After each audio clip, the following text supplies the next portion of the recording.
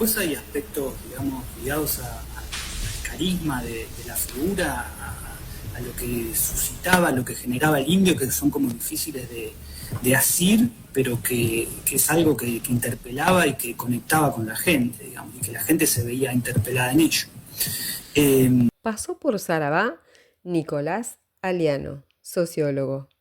Nos contaba qué es ser ricotero. La entrevista completa a continuación. Esto es Saravá, un programa para acompañarte sin aturdirte en su sexta temporada y en el año de la reafirmación de los derechos humanos a 50 años del último golpe cívico, militar, eclesiástico, empresarial en nuestro país. Saravá, un rato para ver, escuchar, reflexionar y sentir junto con vos. Producido y conducido por Silvana Rena, Mónica González y Silvana Alcaraz, con la operación técnica y algo más de Santiago Santos. Desde el 5 de junio, desde el día de la partida del indio, digamos, como que estamos todos y todas en contacto permanente, ¿no? En las redes, en los medios, en las conversaciones también, ¿no? Con nuestros amigos, conocidos, en muchos casos, sobre este acontecimiento y sobre todo el fenómeno que implica el indio a nivel cultural, social, político, desde muchos lugares. Así que bueno, escuchando mucha música del indio, de los redondos, de los fundamentalistas. Así que bueno, en contacto con esto, digamos, ¿no? Con muchas cuestiones que tienen que ver con el indio, en lo artístico, y también con muchos textos de reflexión y de análisis, ¿no? Desde la cultura, desde algunas cuestiones académicas también. Y justamente navegando, andando por internet, viendo materiales, nos topamos con un material muy, muy interesante que tiene que ver con una tesis doctoral. Y afortunadamente pudimos dar con el autor de esta tesis doctoral, que se llama Música, afición y subjetividad entre seguidores del Indio Solari, un estudio sobre procesos de individuación en sectores populares. El autor de esta tesis, con quien vamos a conversar ahora, es Nicolás Aliano, que es licenciado en Sociología y doctor en Ciencias Sociales. También es investigador adjunto del CONICET y se desempeña como profesor en la Universidad Nacional de La Plata en la Cátedra de Antropología Cultural y Social. Nicolás, ¿nos estás escuchando? Hola, ¿qué tal? ¿Me escuchan? Sí, te escuchamos. Perfecto. Te escuchamos muy bien. Bienvenido a Saravá. Bueno, te damos la bienvenida. Ya hemos estado en contacto nosotros, pero estoy aquí con mis compañeras de programa, con Silvana Rena y Silvana Alcaraz, y te damos la bienvenida a este Saravá tan especial. Bueno, ¿qué tal? Bueno, buenas tardes Silvina, Mónica. Bueno, gracias por la presentación y las palabras. No, por favor. Nicolás, bueno, tu tesis doctoral es riquísima y es muy extensa, así que bueno, vamos a tratar de en esta conversación a ver cómo nos arreglamos para poder dar cuenta, aunque sea un poco, de este trabajo de investigación, ¿no? Y por ahí la primera pregunta que se nos ocurre es, digamos, ¿cómo surge, en tu caso, la idea de hacer un estudio sobre los seguidores del Indio Solari? Bien, bueno, qué pregunta. La verdad que, bueno, yo tengo como este doble rol de haber investigado el fenómeno, pero en algún punto también haber sido parte de él, como, bueno, con tantas otras personas. Bueno, como tantos testimonios que hemos escuchado estos últimos días, me atravesó, digamos, mi juventud, mi adolescencia, siempre fue como un fenómeno que me cautivó desde lo personal. Y después, bueno, cuando estudié sociología y posteriormente hice los estudios de posgrado, bueno, fue como el momento de analizar con mayor profundidad el fenómeno que fue en un tiempo a su vez en que el indio estaba como relanzándose como solista y estaba como empezando a reemerger ese fenómeno luego de unos años de que, bueno, se habían disuelto los Redondos y demás, así que estaba como, bueno, nuevamente en el tapete el fenómeno y bueno, me pareció una buena oportunidad para abordarlo, ya que si bien se ha escrito un montón, por otra parte, del fenómeno y de los Redondos y demás, no había, al menos al momento en que yo inicié la tesis, no había muchos estudios de corte más académico, más sociológico sobre el fenómeno. Sí había muchas intervenciones más del tipo periodísticos. Así que bueno, nada, por todos esos motivos, digamos, me pareció pertinente e interesante reflexionar y escribir sobre el fenómeno puntualmente del indio y de los seguidores del indio. Vos haces mención de la construcción de las subjetividades en esto que es una especie de fenómeno sociológico, ¿no? Que así lo mencionábamos. ¿Cómo sería eso? ¿Con qué recursos se hace ese análisis?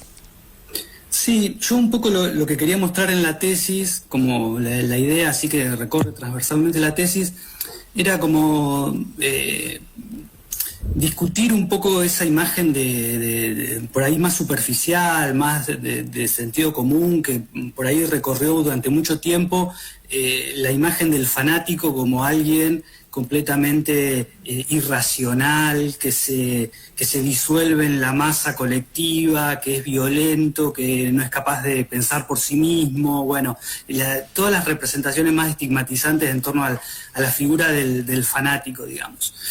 Y yo lo que veía es que, bueno, si uno digamos, hay como una escena más visible y más espectacular, que es la del recital, la de la misa, la de bueno, el recital masivo como gran evento, pero si uno se corre, digamos, de esa escena espectacular y empieza a ver el rol que tiene esta música en la vida cotidiana de estos fans y cómo esa escena espectacular se conecta a su vez con la trama cotidiana de la vida de estas personas, digamos, dónde escuchan la música, con quién la escuchan, qué efectos tiene, qué relación con las emociones, con la memoria y demás tiene esta música en la escucha cotidiana.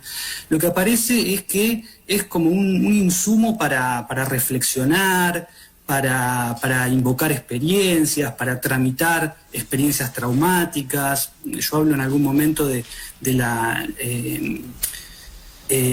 dimensión, digamos, terapéutica que tiene la música del indio, en el sentido de que algo que aparecía en los testimonios todo el tiempo, bueno, ayudaba a procesar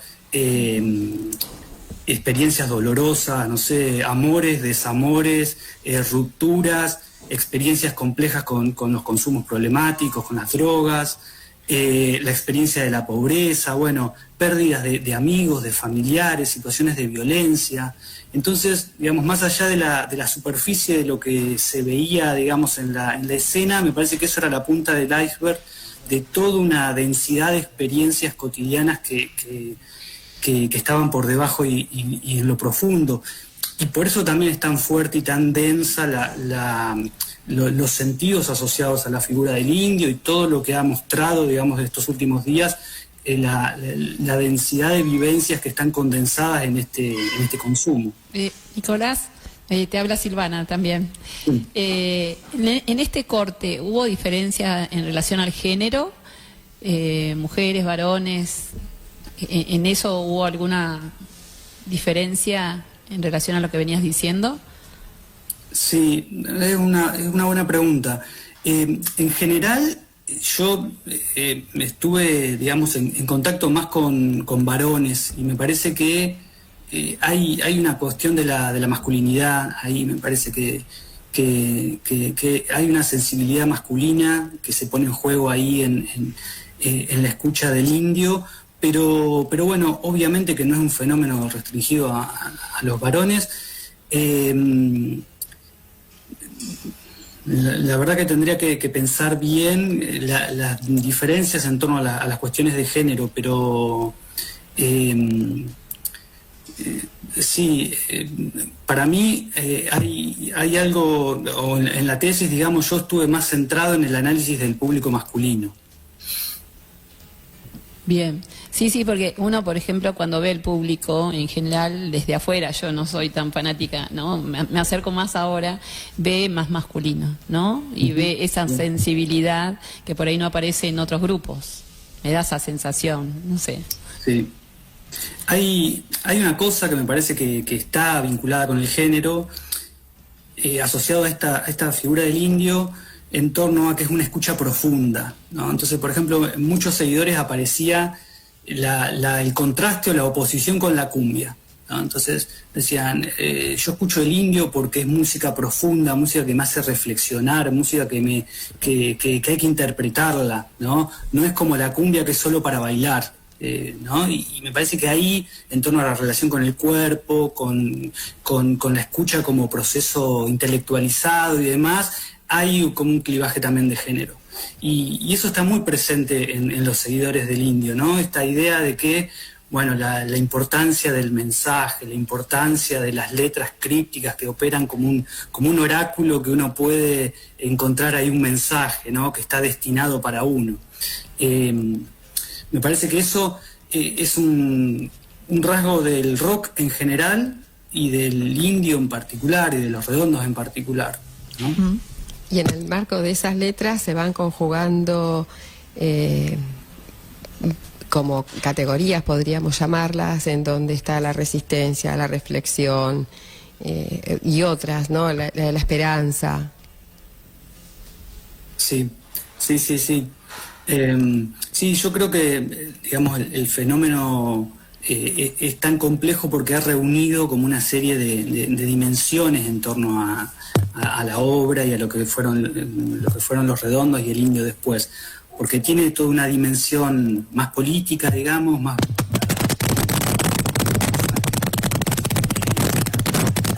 A ver, perdón, porque ahí salió un ruidito en la transmisión. Sí. Un ruido. A ver. Sí, tenemos una no te estamos escuchando. Tenemos Nico. una interferencia. Algo pasó con la tecnología por aquí y tal vez nos estés escuchando, pero nosotros a vos no te escuchamos. La estoy escuchando. Ahora sí. Perdón, ahora sí. Te habíamos perdido. Bueno, bien. ¿Sí? No, decía que básicamente, digamos... Aquí, por los auriculares no se está escuchando, ¿eh? Se nos desconectó algo, pero estamos ahí, en proceso de arreglarlo. A ver. Ahí, ¿hacer? Escucho, a ver, hablemos, chicas. No sé qué nos estaba diciendo, sí, Nicolás, si podés recuperar. Sí. Ahí, aquí nos escuchamos a nosotras mismas, pero no estamos escuchando. Yo escucho bien. Ahí está, ahora sí. Ahí recuperamos, pero con una interferencia. Ahí recuperamos con una interferencia. Yo escucho muy bien. Ahí. ¿Cómo ustedes? Sí. Te pedimos disculpas, la verdad que problemas técnicos. Sí. Es un día un poco complejo técnicamente, con las máquinas. A ver, Ahí. Nicolás. Sí. Ahí Sí, está. ¿Continúo? ¿Me escuchan? Sí, ahora sí. Bien, ahí podemos continuar. Te escuchamos. No, decía en relación a la pregunta que el fenómeno de los redondos, del indio, es tan complejo porque tiene como múltiples aristas, ¿no? Una de ellas tiene que ver con esta idea de una resistencia cultural, esta idea de la independencia, ¿no? Que fue algo que los marcó, digamos, desde los orígenes, y sobre todo a partir de los 90 con la masificación, que fue este mensaje de resistencia al poder, una crítica al interior del rock, la actitud que tuvieron otras bandas frente al poder, frente a lo que fue, no sé, la fiesta menemista, digamos, pero también frente a la política, frente a los medios. Entonces, una de las dimensiones del mensaje que interpeló a la juventud y a muchas generaciones tiene que ver con ese mensaje, digamos, de resistencia. Pero me parece que no solo eso, digamos, no solo eso es lo que interpela del mensaje del indio, porque también le han cantado a otros temas más existenciales, como decía, no sé, al amor, al desamor, al destino, bueno, varios temas aparecen ahí, ¿no? Entonces, no, me parece que el fenómeno es tan complejo que reúne esas múltiples dimensiones, ¿no? Uh-huh. Decías vos, Nicolás, al principio que a vos también te había atravesado, más allá del trabajo, ¿no?, sociológico que estabas haciendo. ¿Querés contarnos un poquito cómo fue el proceso de ir a recitales? Bueno, algo de lo que vos en tu tesis contás al principio. Bien. Sí, bueno, yo empecé a escuchar Los Redondos por mi hermano mayor. Yo tenía unos 10, 12 años en los 90 cuando empezó a popularizarse y llegó a casa un disco de Los Redondos por mi hermano y bueno, así empecé a escucharlo, digamos. Y bueno, y después retomé, digamos, el vínculo con la escena ya con el indio y haciendo esta investigación. Yo realicé la investigación entre el 2008 y el 2015 y en ese contexto fui a, bueno, todos los recitales que dio el indio en esa época, ¿no? No sé, en La Plata fue el primero que fui, que bueno, yo vivo en La Plata, pero bueno, fui a ese recital de La Plata. Después fui, no sé, a Salta, a Tandil, a Mendoza, a Junín. Y bueno, yo lo que observaba era que recital a recital se volvían eventos cada vez más masivos. Y ahí hay como dos etapas en la trayectoria solista del indio, creo. Una primera etapa en la que, bueno, siempre fueron recitales masivos, pero eran realizados en estadios de fútbol cerrados, con cierta, digamos, un número más abordable. Y llegó un momento que porque la propia escena se empezó a potenciar a sí misma, empezó a demandar lugares más amplios, lugares abiertos, y bueno, se convirtieron en recitales hipermasivos, ¿no? En autódromos, en lugares abiertos. Y bueno, yo asistía a los shows y fundamentalmente me contactaba con la gente que hacía banderas, que asistía a los shows con banderas. Y bueno, les preguntaba los motivos por los cuales hacían, por qué habían hecho esa bandera, por qué habían elegido esa frase, qué significaba para ellos esa frase y demás, cómo la habían hecho. Bueno, indagaba en torno a esas cuestiones en la escena del recital y después, bueno, intentaba obtener contactos para hacer entrevistas más extensas y más en profundidad de esa gente, digamos, y poder conectarme, como les decía al principio, con otras escenas más allá del recital, digamos, qué lugar tenía la música del indio en sus vidas más allá del momento del recital. Un poco esa fue como la estrategia de abordaje del fenómeno. Uh-huh. Y también al principio de la tesis, vos en un momento comentás que en uno de esos primeros encuentros o intentos con las personas que organizaban los viajes, te topaste con alguien que, según decís en la tesis, te dio una lección de moral. No sé si recordás eso, seguramente que sí, y nos lo querés contar. Sí, es una anécdota con la cual empiezo la tesis, de uno de estos recitales. Bueno, yo a algunos shows asistí, digamos, yo individualmente, solo, también fui con amigos, y en un show de esos, que si mal no recuerdo fue en Mendoza, decidí, como parte de la estrategia, digamos, de la metodología, ir en un colectivo que salía específicamente para el show, ¿no? Algo muy frecuente, por otra parte, en este tipo de recitales. Y bueno, nada, era un viaje que se armaba, digamos, un privado que organizaba este tipo de eventos a partir de sus redes de contactos y que que salía un viaje. Y bueno, yo me puse en contacto con esta persona y tuve un encuentro con él y asistí a ese viaje, y bueno, yo tenía como cierta desconfianza de quiénes eran estas personas, cuál iba a ser la situación de ese viaje, las condiciones de ese viaje y demás, porque parecía todo así muy amateur, digamos, y bueno, nada, finalmente esta persona me mostró que mi desconfianza era infundada y que era una red, digamos, muy fraterna, y había un espíritu de familia, que es algo también muy presente en la escena, ¿no? Esta idea de que es una gran familia, digamos. Así que bueno, como que empiezo la tesis, digamos, dando cuenta de que ese episodio me empezó a hacer mostrar cuáles eran los valores detrás de la escena, digamos.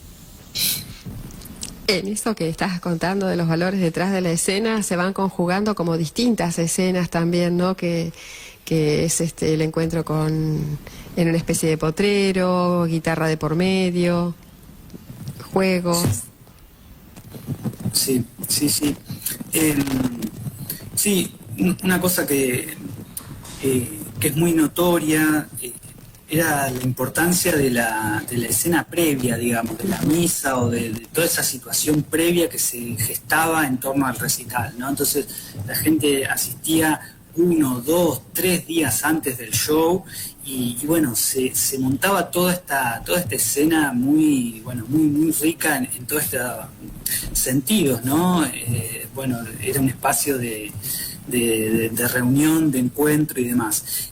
Y otra cosa que me parece interesante, que fue asumiendo con los últimos años, es que estos primeros fans, seguidores de los años 90, para los 2000 y tantos del Indio Era Solista, ya eran personas de 40, 50, incluso 60 años, que tenían hijos, y había toda una nueva generación que nutrió al público del Indio, ¿no? Entonces se convirtió en una escena también muy familiar, en el sentido de que padres e hijos asistían y había un proceso de transmisión de toda esta sensibilidad que era muy notorio. Así que eso fue uno de los motivos que potenció la escena en los últimos años del Indio. Y me parece que fue algo muy visible en esta circunstancia de la despedida del Indio en los últimos días, ¿no?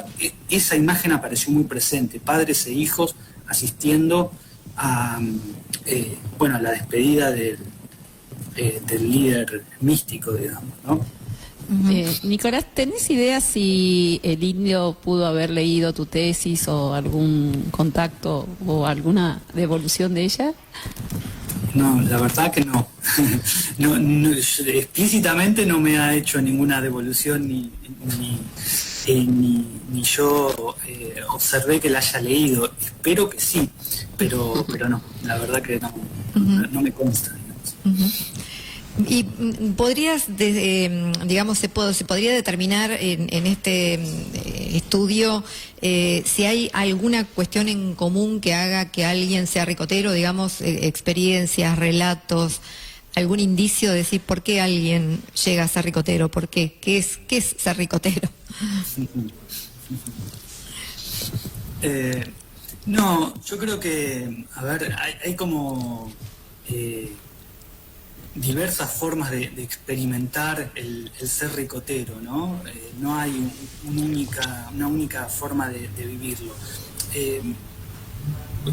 Por empezar, una distinción básica para realizar es que ha habido dos grandes públicos del Indio y de Los Redondos en general. Un público más de clases medias, que fue el público más ligado a los orígenes de la banda, y un público más perteneciente a los sectores populares, que se acercó a la banda con posterioridad, hacia mediados de los años 90, y bueno, ahí hay un matiz importante, digamos. Pero después me parece que hay rasgos compartidos en este sentido, de que es un público que ha valorado, digamos, una ética de la autenticidad que veía en Los Redondos como figura que se enfrentaba al poder, esta cuestión de, de la búsqueda de un mensaje, de una escucha profunda, algo que aparece mucho. Y después hay aspectos, digamos, ligados al carisma de la figura, a lo que suscitaba, a lo que generaba el indio, que son como difíciles de asir, pero que es algo que interpelaba y que conectaba con la gente, digamos, y que la gente se veía interpelada en ello. Y después, contestando también parcialmente tu pregunta, algo muy interesante que yo les preguntaba cuándo habían empezado a escuchar el indio o por qué habían empezado a escuchar el indio, y en el relato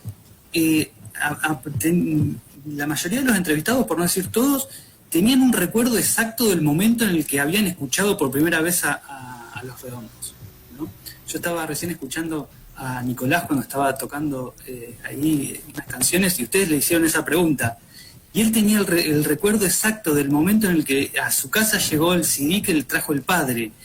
Ese testimonio aparece en múltiples relatos, ¿no? Yo recuerdo cuando mi primo apareció con eso y puso ese cassette y lo escuché y esa música me impactó. Fue un antes y un después. Escuché tal frase y me conmovió. Bueno, ese tipo de relatos aparecen muchísimo en las historias de por qué me hice ricotero o cuándo empecé a escuchar al indio.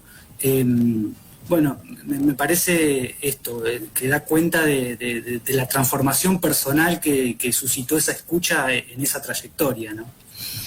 Esa transformación que estás haciendo mención, ¿vos la definís luego o estoy equivocada tal vez por una lectura demasiado apresurada de la tesis? ¿Es como un proceso de individuación? Sí, exacto. Yo lo caracterizo de ese modo. Es como una palabra un poco técnica, pero bueno, la idea es señalar eso, digamos, que esa escucha se conecta con todo un proceso de individuación en el sentido de una reflexión interior, un sentido de la identidad, también de diferenciarse de otro tipo de personas que escuchan otros consumos, que escuchan consumos superficiales, que escuchan consumos banales, o al interior de la familia, yo escucho esto y me diferencio en relación a esto, pero sobre todo por todo ese proceso reflexivo, digamos, con el cual está conectada esta música, yo lo veía muy, muy claramente, digamos. Que incluso me parece que tiene algo de la experiencia religiosa, ¿no? De escuchar un mensaje que está destinado a mí, de cómo tiene una similitud al relato de la conversión religiosa, ¿no? La religión me llegó a mi vida y me cambió para siempre. Bueno, algo de eso hay en esta experiencia de la escucha, ¿no? Nicolás, estaba pensando ahora sobre la marcha, que tu tesis tiene 10 años, ¿y qué crees que sucedería si hicieras ahora o algún tipo de estudio de campo, aunque sea no de la complejidad de la tesis doctoral, pero bueno, hipotetizando un poco, ¿no? La idea es hipotetizar, se relevaría alguna especie de orfandad, habría cosas nuevas, ¿no? Por la incorporación también, como decías hace un ratito, de estas nuevas generaciones, ¿no? Que siguen en la trama esta intergeneracional de ser ricoteros. No sé si se entendió la pregunta. Sí. Es una buena pregunta, no tengo la respuesta, lamentablemente. Bueno. Me interesaría hacer trabajo de campo nuevamente para indagar en ello.